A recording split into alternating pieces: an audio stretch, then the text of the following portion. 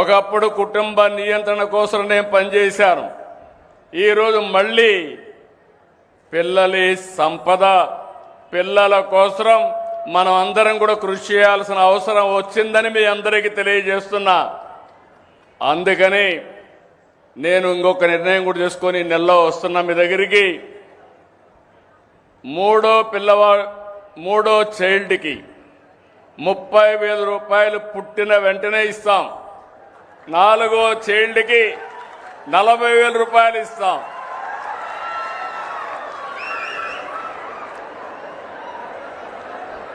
ఇది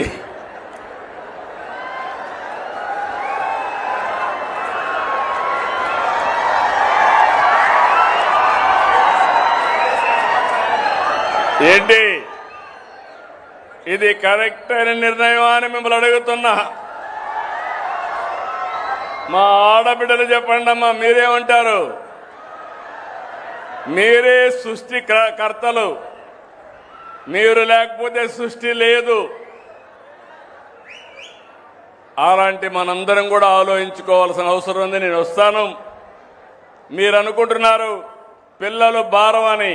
కాదు, పిల్లలే మీకు సంపదను నిరూపించే బాధ్యత నాదని మరొక్కసారి హామీ ఇస్తున్నా.